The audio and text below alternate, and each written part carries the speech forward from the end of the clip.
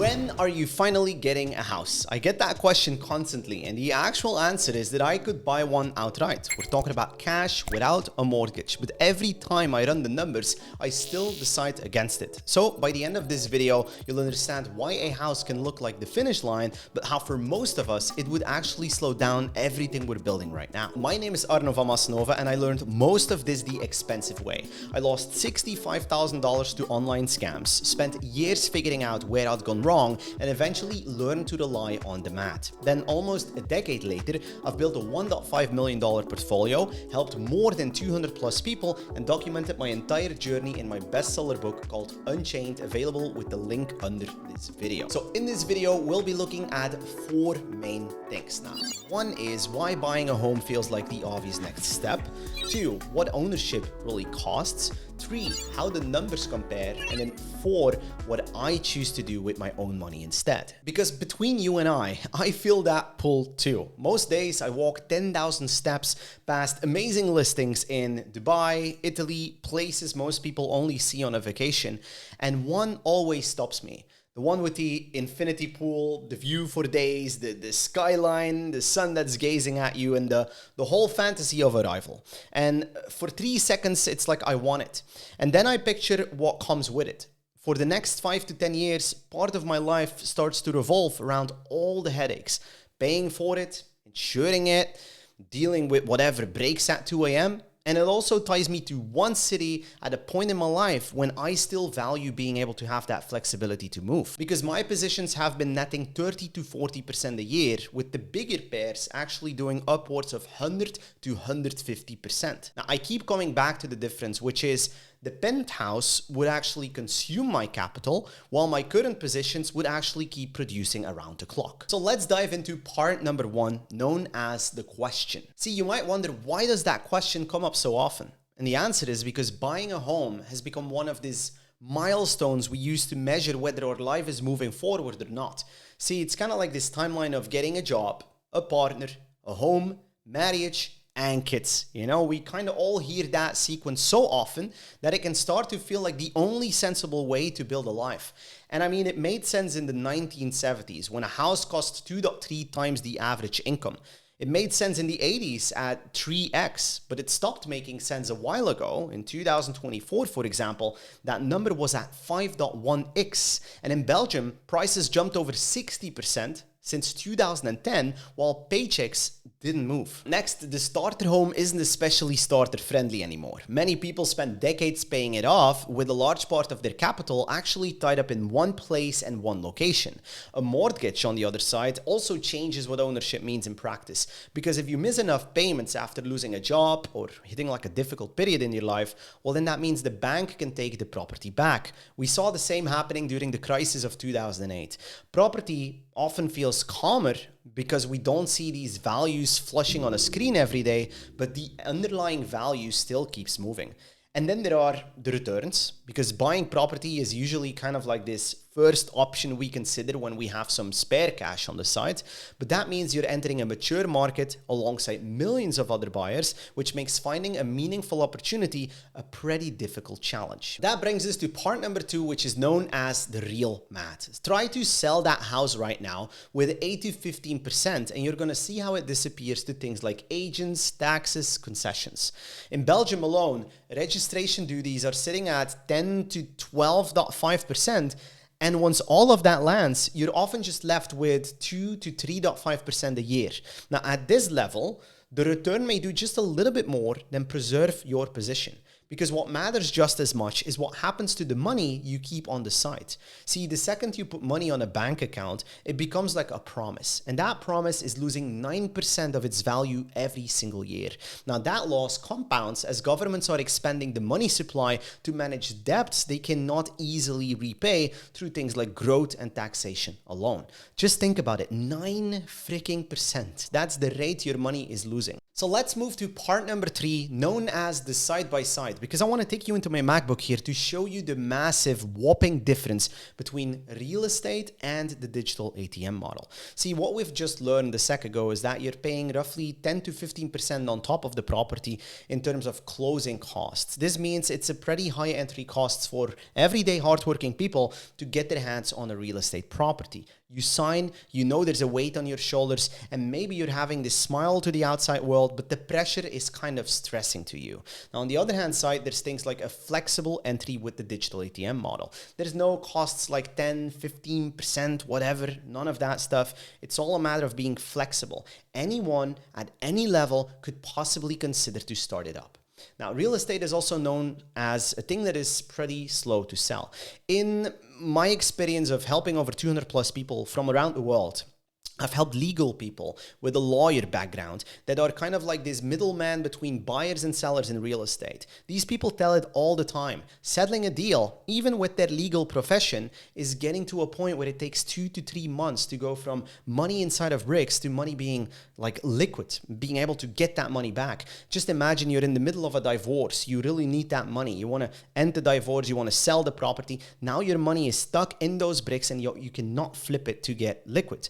Whereas with these positions, they're pretty fast to exit. If I just generated my fees, I do a click of a button. Within a minute, it's on my wallet. And if I want to move it to the back of my phone, then within that same time span and within that same click, I can just get it.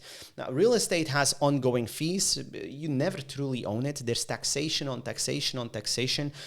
Once you die, there's taxes you keep paying. Like, it's this ongoing multi-level marketing scheme, and then people are afraid of scams, but they don't want to see it.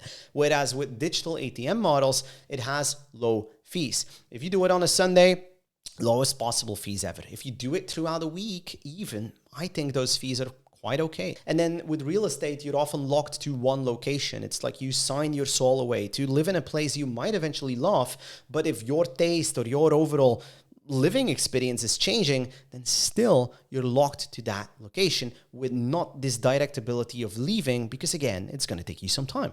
Whereas with this digital ATM model, it's global and it's liquid. I have the ability to rent, spend, travel anywhere in this world whenever I want to, with whoever I want to, at any given time, because of this flexibility with the model. You'd have to ask yourself a question, which is, which one is actually working for me? Is it the real estate or is it the digital ATM model? Because to be clear, I don't sell any real estate and I don't spend my days trading or being glued to a screen all day. I simply help buyers and sellers of assets like Bitcoin and Ethereum to move with lower transaction fees so that now I actually get rewarded with a cut by the network known as the blockchain of those transaction fees they pay. So the focus is on helping these people move their money in and out of the markets for a lower fee, and for doing so get rewarded by that, which is why this model works and is proven. We're not relying on the next price swing or the next news headline.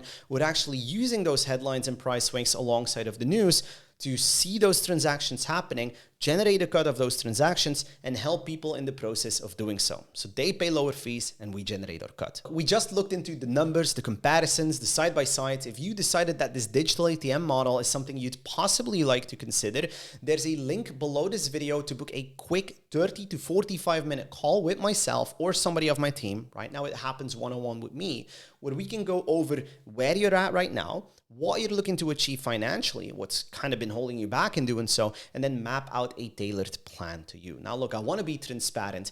The call is either something you're going to join and leave in a smarter way. Like most people, we disqualify a lot of people. But if we end up finding a good fit on both sides, and this feels like something you'd possibly like to consider, we could look at what this could possibly look like. So there's simply no risk in going down below this video to book your brainstorm call right now, just to get like this introductory call where we can check it all, map it all out, and see how and if this could possibly make sense for you. So now it's time for part number 4, known as the model, because the conclusion is pretty simple. Most people are on the paying side for their entire lives. They never make it to the collecting or the earning one. So think about it. You've been paying fees for almost your entire life. The bank charges you to move your money.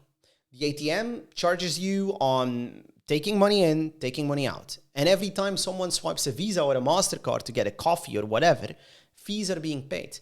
It has become so normal that most of us do not even think about it. But there's another side to this. Somebody is collecting those fees. Now, for you to understand how that collecting side of things work, you need to start thinking about something like a currency exchange booth at an airport. See, the booth needs enough dollars, euros, pounds, yen, whatever, in its register to serve everyone who's walking up to it. If the register is nearly empty, well then the line starts moving slowly and exchanging money starts to become pretty expensive. Now, when more capital is available, the booth can process exchanges faster and charge customers less of a fee. Now, I do the same thing online. I put some of my digital assets like Bitcoin and Ethereum into the digital version of that register. And that gives the market what it needs to process transactions faster and more cheaply. Now, each time somebody uses the network, they pay that transaction fee, and I collect a cut of that for providing these assets that make those transactions possible. This income comes from people using the market, so I can collect fees while prices move in both directions. See, if the next war news kicks in and people are selling, or if the next euphoria kicks in and people are buying, doesn't matter, those positions thrive because of volume. Now, managing these positions takes me roughly 2 to 3 hours a week, and I keep control of my own wallet and keys throughout the entire process. So I simply teach and help people understand how to get onto the earning side. We help them set up their own positions, show them how to manage everything, secure their wallet in a way that they know their assets are going to be secure along the way, and then support them in doing so. They keep full control over their assets, and the fees they collect become income so they can actually use it. Right now, there's a huge pool of transactional fees that are being generated because this market is still in its infancy stage. It's still early, and there's a lot of room to earn more meaningful pieces of all these transactions happening. As more people start to discover this, some of those pieces will naturally get smaller. So you'd have to ask yourself, how much longer do I want to wait before I start going from that paying side to the collecting side? Now, it might make a lot of sense if there's still some burning questions in the back of your mind about this model where you're like, it's too complex. It's probably too hard. Now, just so you know, this whole model just comes down to 4 steps. The technical side of things is not the hardest part. What the hardest part comes down to is getting your hands on the right knowledge and the right guidance at the right time. And if you're somewhat like myself and you're like, I need proof, not theory, everybody can talk about this stuff on YouTube, well, there's a website out there which is called freedomacademy.be/reviews, where you can see actual long interviews all the way through all these people that I've been helping along the way, talking about legal people like the guy at the bottom that has a legal consulting firm, people like Liliana, the lady here that has a phone case business, people like Trevor, a creative guy over at Hogwarts Legacy. We're looking at all different sorts of people like Sander, this guy over here. I'm not sure if you can even see my mouse. I hope so.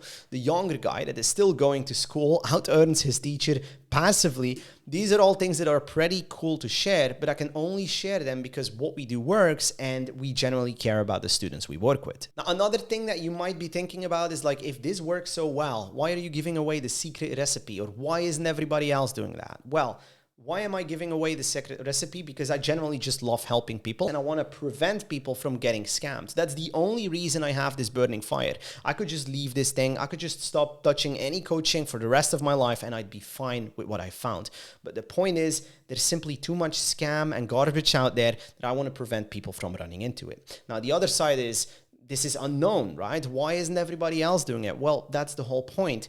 This is pretty new. Not every single YouTuber and their grandmother out there are talking about something like this, which is exactly why right now poses one of the best moments to get started. See, when everybody sees these headlines out there about Bitcoin is the new big thing, or the headlines are kicking in again, that's when you know you're a little bit too late. Making these videos, all I'm trying to achieve is the understanding with you that standing still is not a stagnating line, it's in fact a declining one. So losing that 9% in buying power every single year is not a joke. That's $9,000 and $100,000 income. And even if you sit below that, this is monetary value that you're bleeding. And the only way to kind of combat that is by working harder, but you're already hitting that ceiling with your time and effort. It's a loop that never stops until you finally decide to take action for yourself. Now, if you want to know why I think traditional finance and decentralized finance will continue to keep splitting, how you're either going to be dead broke or filthy rich and the middle class is disappearing, well then simply click on the video that I have on screen somewhere right now.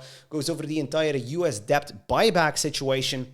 which essentially comes down to how more debt actually needs to get solved through printing more money, which makes your money lose value, and on the other hand side, increases the backs of asset holders. And that's how you go from spending your whole life paying fees to finally collecting them, without tying yourself to one place, one government, or one source of income.